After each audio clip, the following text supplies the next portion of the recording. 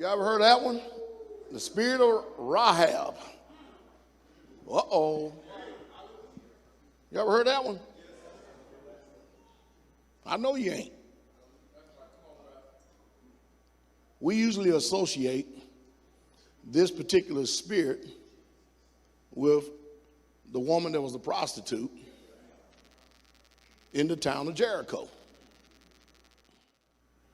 We have been through a few water marine spirits, which are all changed to serpents,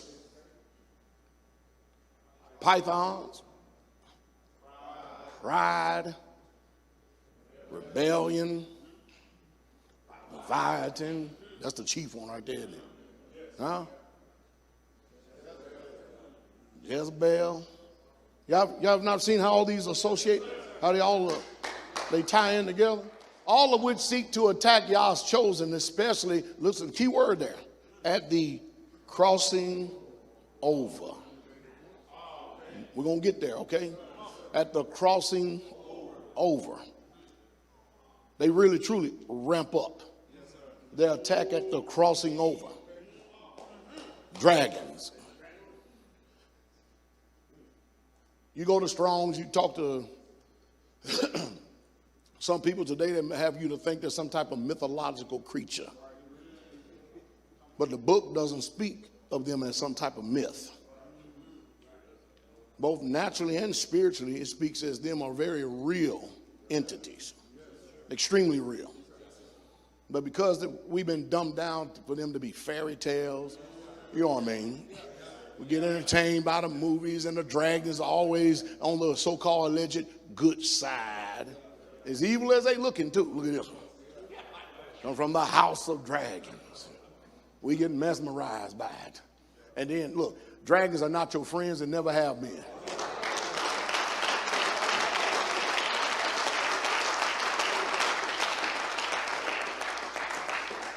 Puff, the magic dragon, it's just a cute little dragon. Huh? Little puff. Huh? Playing games, Dungeons and Dragons. Everywhere, huh? Over, you go to a Chinese restaurant and dragons all over the damn place everywhere. Huh? You go to Japanese culture, dragons with legs and dragons everywhere, all over the place. See, look, dragon worship in China dates back to 4700 BC. Japanese dragons are seen as good wish granters. They're all over the culture over there. Japanese dragons, myths and legends.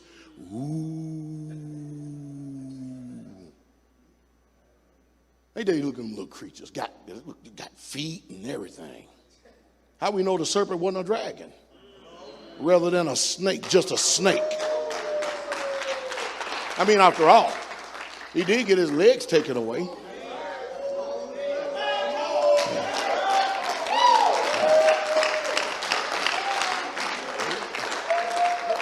Point of emphasis added. The word dragon appears 21 times in the KJV. So if it at least appears that much, we should give some type of attention to it, right? Maybe just a little bit. Whole entire congregation will be possessed by these maritime spirits. Whole entire congregations. Instead of casting devils out, they will become a habitation of devils. Meaning we will harbor devils. Well, how they do this? Well, first of all, by refusing deliverance.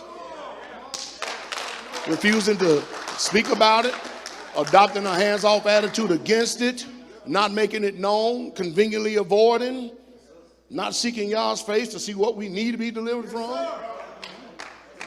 So rather than looking at a cave as a lair, they done found refuge in churches, and refuge inside the people that's in the assembly of the churches.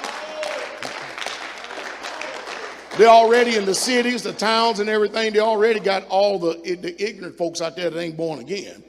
But they're seeking after, remember what we talked about earlier? Those that are born, those who have made the transition, those who are crossing over. There's something about you that tastes good to them. There's something about you that tastes good to them. I mean, the Israelites are almost like dessert for them. Witchcraft, devil worship. All this is part of the dragon system. Are you following me? So people participate in this stuff thinking that it's harmless.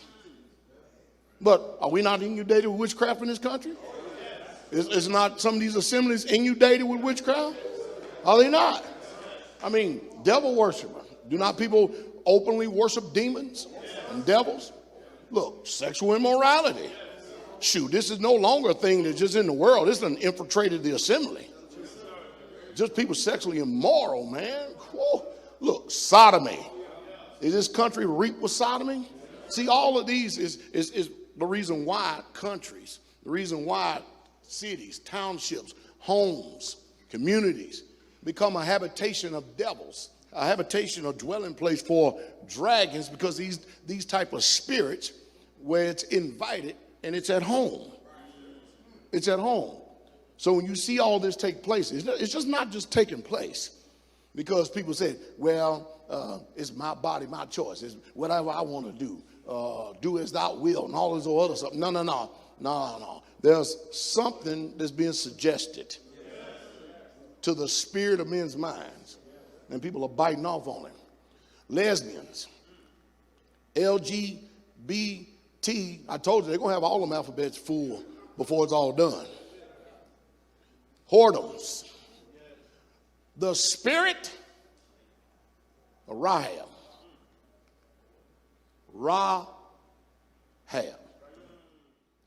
Rahab, dragon, look at this. Storm, arrogance. Then they throw in mythical sea monster. Should have just strike that out. They didn't say if you strike out meanings of Strong's, your name is going to be taken out the book. What they're trying to do is relax your mind and not take it so serious. You know, all mythical monsters. See, then your mind will get relaxed. You won't be king no more. You'll be like, just a mythical monster there. Huh? So the name Rahab means proud. Anybody having any issues with that? If not that, how about you being quarrelsome? Anybody have any issues with being quarrelsome? You know, quarrelsome. Well, if you don't have a problem with that, what about fierceness? What about insolent? And pride. So, Rahab is one of the attributes of the spirit. I mean, pride is one of the attributes of Rahab, the dragon. So, putting proud in there makes no sense. You understand what I mean? Because then your mind automatically, if you know the scripture, well, we know that Leviathan is king over all the children of pride. But see, then we wouldn't shoot sharp then. We'll be hitting Leviathan and we'll be giving the dragon Rahab a pass.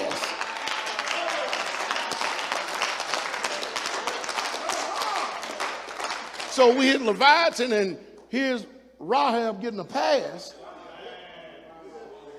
Then who's going to rebuke somebody for being quarrelsome or fierce or insolent? As a matter of fact, if you really truly think about it, we get frustrated by stuff like that, but we really truly don't pinpoint it to the point where we want to get deliverance, though, do we? Oh, look at them looking. No, we don't attack it. We don't attack it the way we should. What we'll do is chain associated with anger. You know, that's a good blanket statement right there. And then guess what? You'll chain it with anger. Then guess what? Rahab is still running free.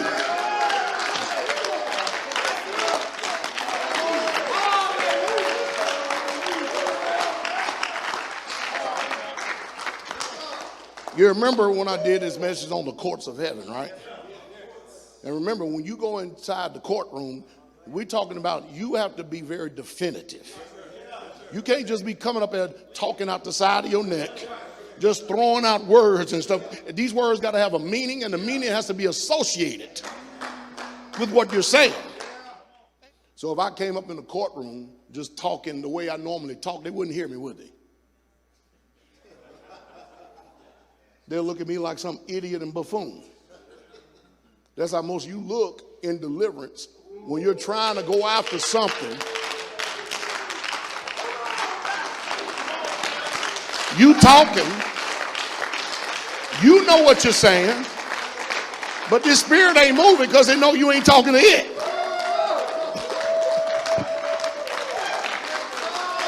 You missing them all.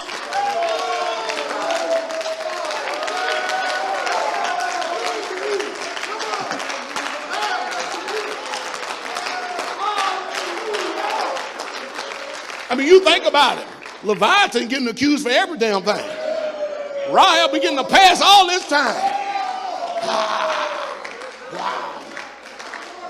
Bring me some more Israelites so I can swallow them up too. Wow. He ain't got to worry about nothing. You go to attack the dragon? Huh?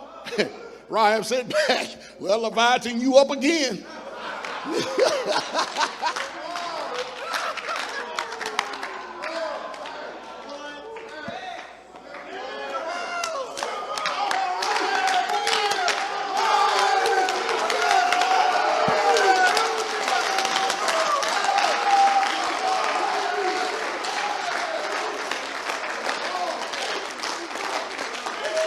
Well, with the rest of this message today, we're going to cut off the head of the serpent. That's been getting a pass all these years. We're going to cut him off. Apparently, this Rahab spirit attacks during the time of transition or birth through persecution.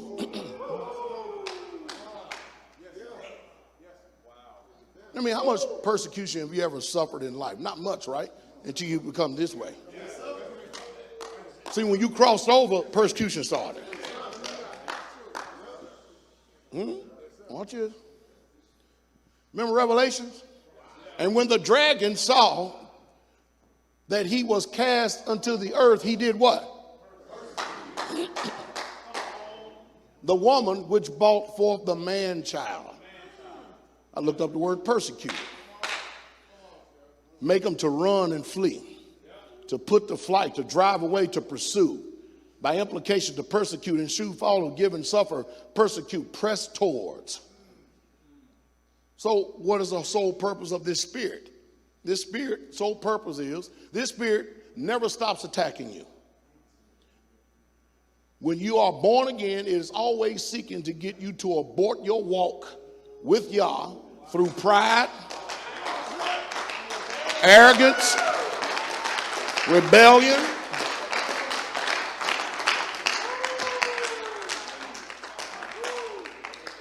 see, so the dragon is upon you when you are part of this pride and this arrogance and this rebellion. So the purpose is to get you frustrated so you can put forth the finger, wear out the patience of the saints, blame everybody else, but you the one that's full of them. Get you frustrated with your brothers and sisters to get you to kick the traces. Rahab is a harassing spirit that will not ever stop pursuing you from crossing over. Meaning once you crossed over from death to life, he's been in pursuit of you ever since. Ever since. This evil spirit does not want you to get to the kingdom.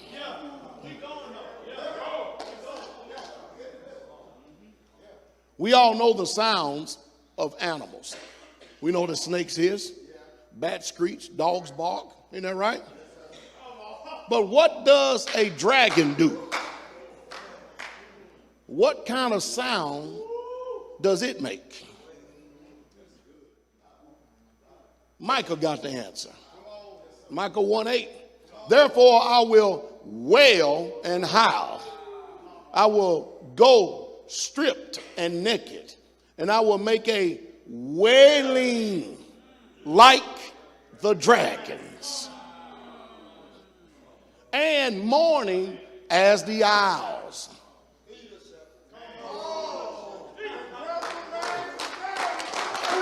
All right? So what does that mean? Wailing like a dragon. So I look behind the word wailing. You know, I like looking behind stuff.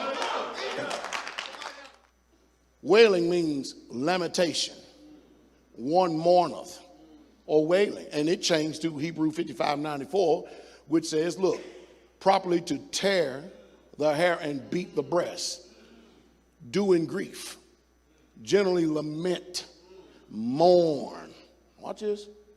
So the Rahab spirit attacks your mind to bring sorrow and mourning, which comes from complaints.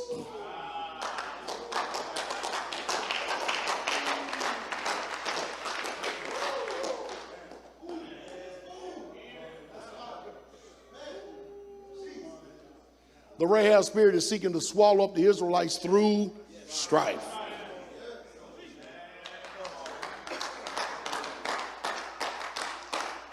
Philippians 2:3 says, let nothing be done through what? Strife or vain glory. But in lowliness of mind, let each esteem other better than themselves.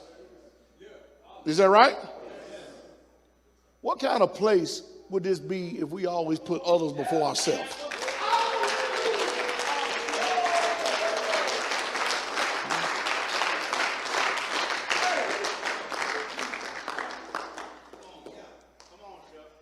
Are y'all following me so far? See this strife right here? I looked at that word strife. Look what it says. Fraction, contention, and strife. Changed to stimulate especially anger or provoke.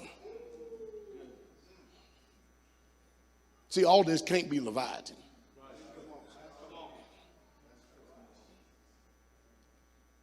It changed to a quarrel. By implication, wrangling, contention, debate, strife, and variance. You ever came up on somebody, they just contentious? They're always striving about, quarreling, argumentative. Chances are you got this spirit on you. See, anything that we've talked about right here thus far, if it's been in any part of you, instead of just blaming Leviathan and the octopus and the spirit of divination, now we can start pinpointing this, what this spirit done bit us with.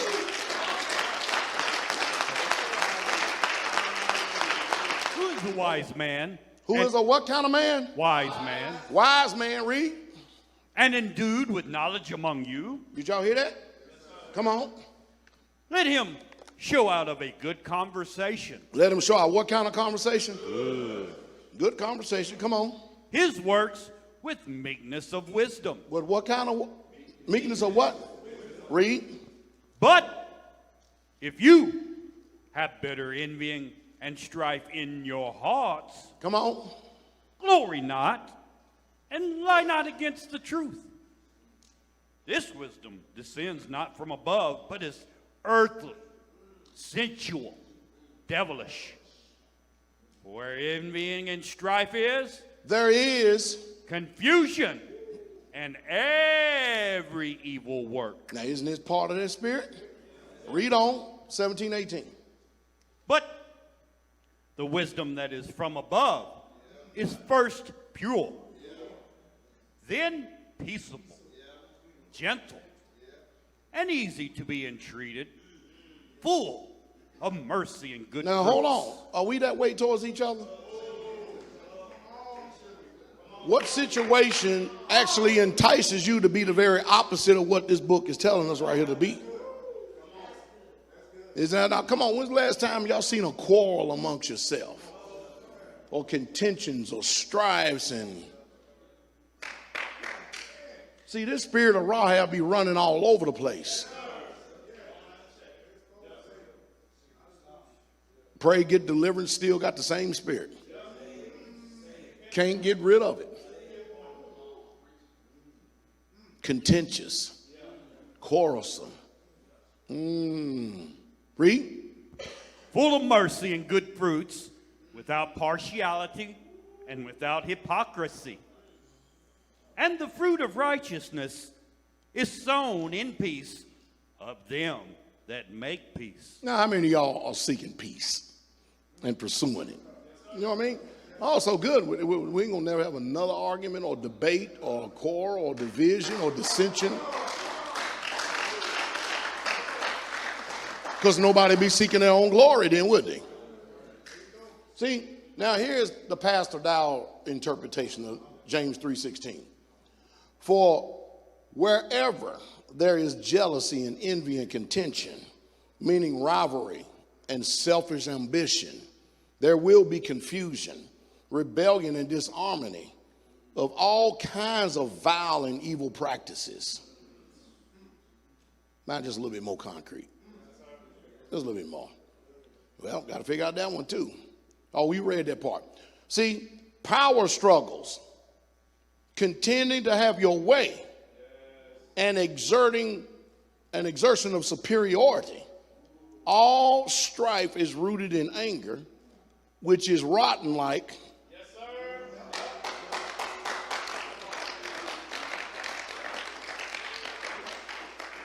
an apple. Anger. Evil spirits that are linked to anger are jealousy, rage, frustration, revenge. Let's go back over this. Y'all see how this spirit is associated?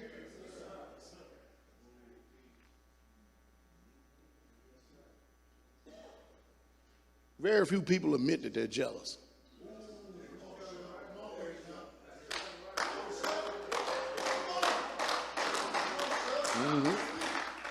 Thereby insulating this spirit. So it hides under rage.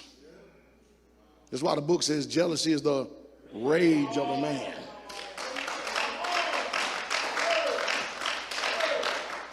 See, when people are in their hot displeasure and all contentious, they're not contentious for just to be contentious. There's something motivating them behind the scenes. There's something that is pushing them. There's something that they have agreed to. Frustration is also a link to anger as well. But here are the characteristics of this spirit: revenge and strife and hatred, contention, envy and murder, extreme competitiveness. Remember that from last week? Can y'all see how this spirit has done weaseled its way in? Can y'all see it? Rebellion. Now, again, this spirit of Rahab is one of the maritime spirits that's been getting a pass for a long time amongst us Israelites. Y'all getting this? It's been running carte blanche, hiding up under all these rotten spirits that people display. You know, the stuff that causes you to get frustrated with someone.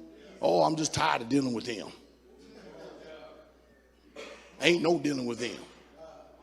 See, which all we have spoken about and rooted in the marine spirits.